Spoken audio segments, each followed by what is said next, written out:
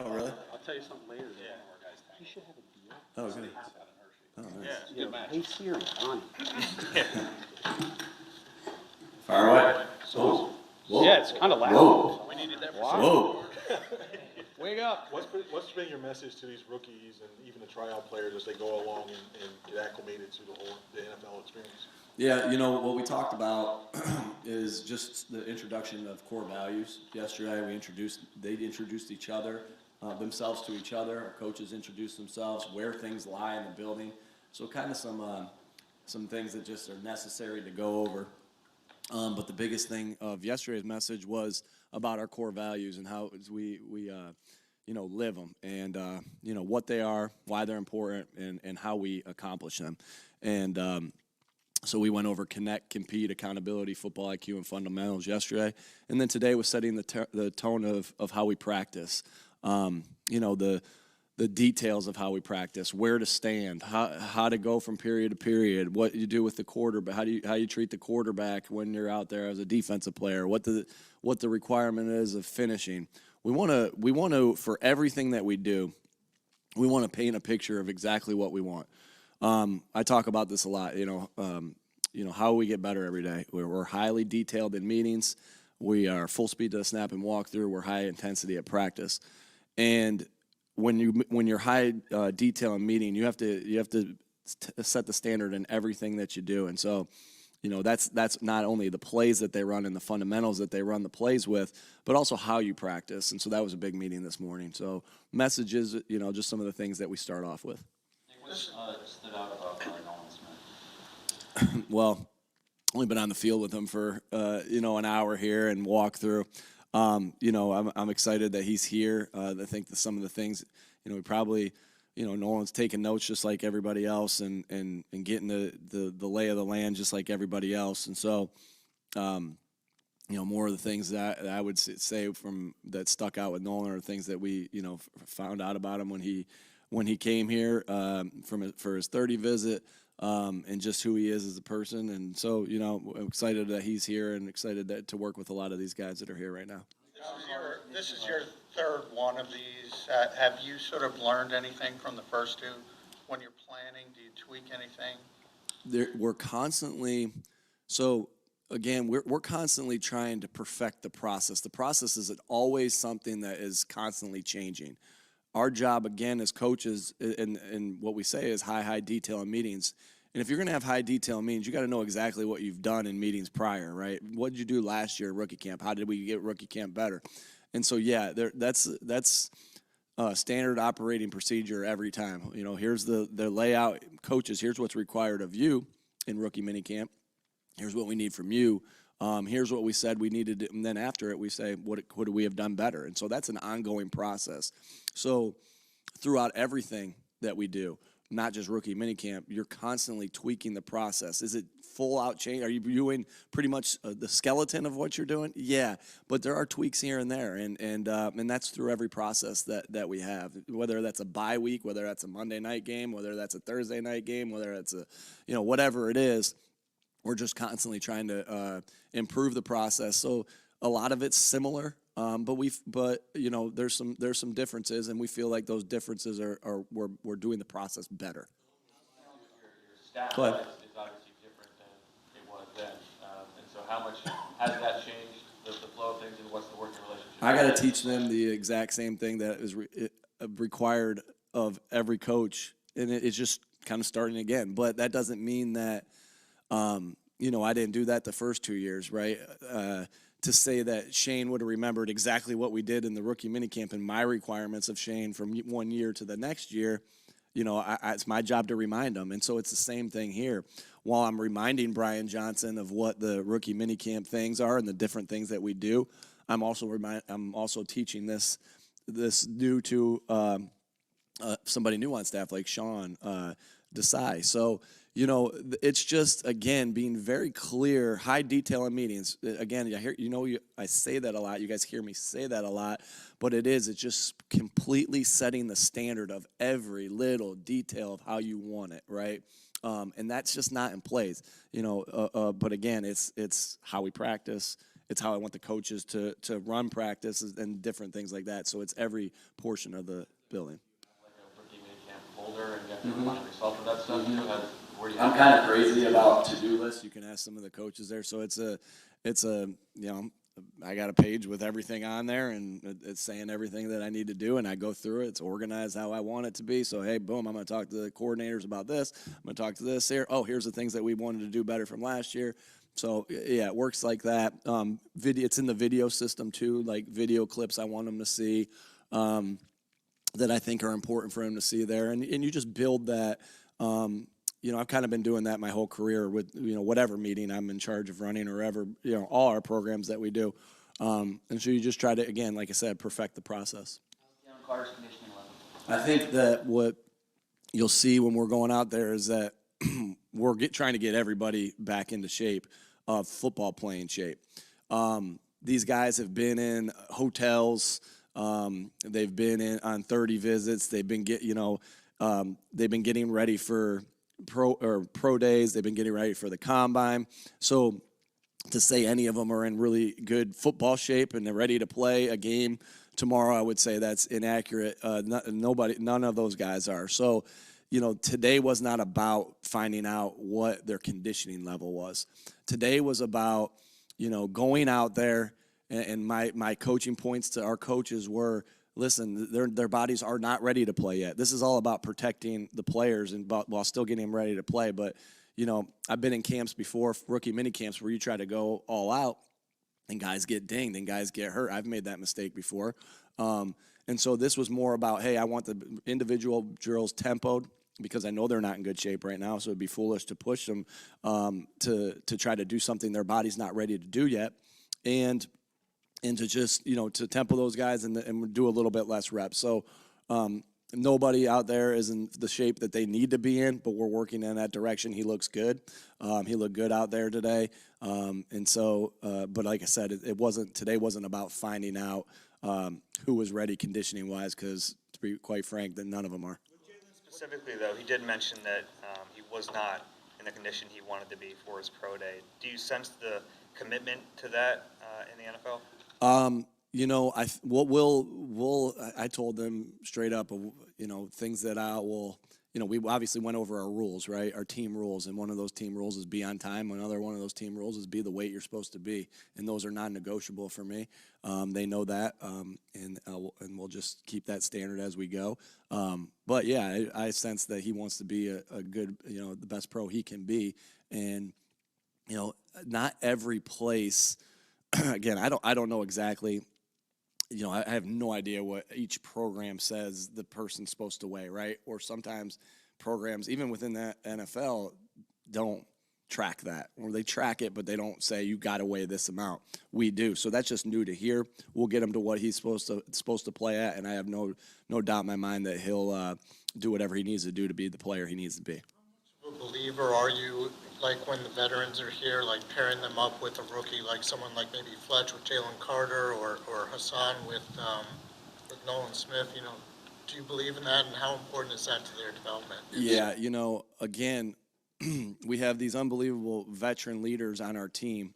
We're constantly pushing these guys to connect, right?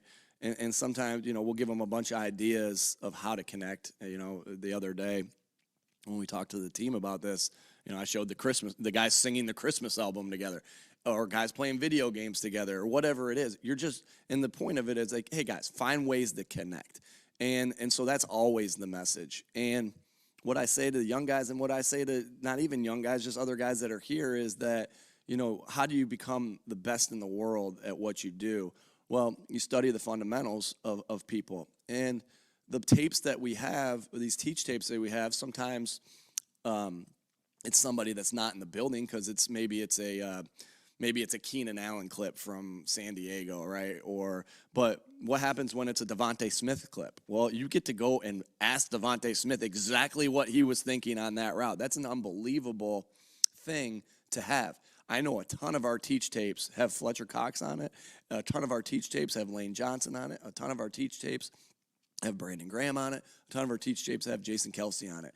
And these players that are young or new or even the ones like Landon who've been here, they can look over in their seat and say, hey, help me out with this, right? We can show them on tape, and now they have that actual access to the player that we're learning from. And so, yeah, huge believer in that, obviously.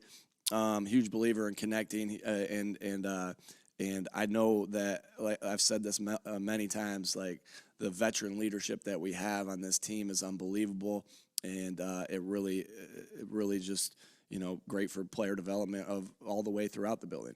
You signed 3 draft picks yesterday. How much at all does that mean coming into like a rookie camp like this to have 3 guys under contract already? I actually don't even know. I'll be quite honest with you. I mean, all the guys practiced today. I was excited about that. I think I'm excited that they signed right. So because I know that it could get way down the road, and you'd rather have them sign early than not sign. So, but I don't really pay too much attention to that until I have to. All right. Hey, talked about the personality traits. Hey. Talked about Sidney's personality traits and why he was a Red Star player for you guys. I guess what's it been like getting to know him the last week, and how does that manifest itself for you? Yesterday was the first time they were in here. And so it's only been a day, and there was a lot of me talking, right, and setting the standard. And I look forward to, I gotten to know Sidney throughout the draft process a little bit, but not, I look forward to this next day or two, to be able to dive a little deeper into that and talk to him a little bit more. So to say I have a good answer for you right now I don't, because I'm not there yet with him. But excited, I know he has a really interesting story. I thought that I actually had all our coaches watch the story. Bob texted all the story on, was it ESPN? On NFL Network of his story, and what an unbelievable story, what things he's had to overcome and to get where he is here, and it's pretty, I look forward to talking to him about that. Nick, you're right about Sean, that you didn't know until you hired him over the past couple months. Just how detailed and how organized he is, and how not only is he detailed, but how he gets the rest of his staff detailed. And I look forward to seeing how that also, translates to the players, because I'm seeing everyone's speaking the same language. It's just really excited. He's just very detailed, organized, and obviously a good leader to be able to get everybody else detailed and organized. Couple more. Your response about Jalen Carter's conditioning doesn't exactly ring as reassuring, given that he was, coming off of a pro day where he wasn't able to finish. We didn't do gases out there or anything like Yeah. that. You know what I'm saying? Yeah. To tell you that I know exactly how somebody's conditioning is. After that, I know none of them are in good enough shape to go out there and have a full practice. That's why practice was cut down today. That's why we took time in between. That's what, in between a rep. If we would have had a 40, now he didn't do 7-on-7 today, but we did. But I made those guys take a minute in between 7-on-7 reps. If we would have had a 40-second clock out there, we would have had a penalty every single time. Because I know none of them are ready to practice the way the exact intensity that we're used to practicing in. If he was in So great shape. basically, I'm generalizing our entire team of saying they're not in good enough shape yet. This was not a fault on him. This is everybody out there, and quite frankly, this is everybody out there practicing this weekend in rookie minicamp. None of these guys are ready to go yet, as far as ready to go in practice. But go ahead, continue. Specifically with Jalen, what's your level of concern about his conditioning at this point in time? No. Window, it's a very short window. How does a tryout player open the eyes of Nick Sirianni? Good question. Yeah, that's a good question. So, first of all, it's going to each drill and watching them in the drill. Listen, this is what we do, right? We every player that I watched, every player that I watched this off season, right? I watched their pro day, right? And I watched their tape, and so now I'm gonna be able to do it in person, right? And watch them in person. So you go to drill, you watch it, and you make a little note. Oh, that guy, I liked what I just saw right there. And I'm not going to give any of you guys that name of who I think it was or not. But you go and you dot that, and then you come back, and now I can go watch it again with the coaches. I have media right now, but I should be up there with the coaches doing that. I'm only teasing. But now I'll go up there with the coaches. We'll rewatch it, because obviously I couldn't watch every drill. Right, we rewatch one-on-ones, we'll rewatch 7-on-7, but it's and what we tried to do with some of the tryout guys is we had a little extra session just for the guys that we knew that it could be only 2 days that we get to see them. So we had a little extra session at the end to make sure that we don't miss on a Adam Thielen, right? I think he was I think he was a tryout guy. At least in my little notebook, I have it, and I said, don't miss Adam Thielen, right? And I know there's only one of him. So, but you say that to him, and so you try to do everything you can do so you don't miss that. And so that's just that extra period that we'll evaluate. But it is just walking from. It's just watching the body movements and how they're going about. Because right now, again, this is general too. It's not about what they know. If so, I guess any question anybody asks me about conditioning on a player, or any question they ask me about mental of a player, that's not where we are right now. We're truly studying the body movements of the player and seeing what we, knowing the things we know about him and seeing how we can use them and stuff like that. So it'll be fun to watch this tape tonight. It'll be fun to watch the Sixers game tonight. And but it'll really be fun to watch this tape today after and evaluate these guys even more. Last one, guys. How's the transition going for Brian Johnson as he transitions to the OC role? And you've gone through that position, coach, the OC. What are some of the biggest challenges? Yeah, you're not just with one position, and they're in charge of the entire group. But I think, what I know is that it's not just when you're presenting to the team, it's not just offense coordinator presenting to the team. Brian had plenty of chances to do that and kind of interview on the fly with us last year. So, but it's truly being intentional about the relationships with every player. And again, when guys are in those leadership roles, they show you something that they already showed you that they could do that. So it wasn't like Brian was just, talking to the quarterbacks last year. I would always see Brian, talking to every guy, but that's what it is really, being intentional about your relationship with every guy. I think that's the biggest thing.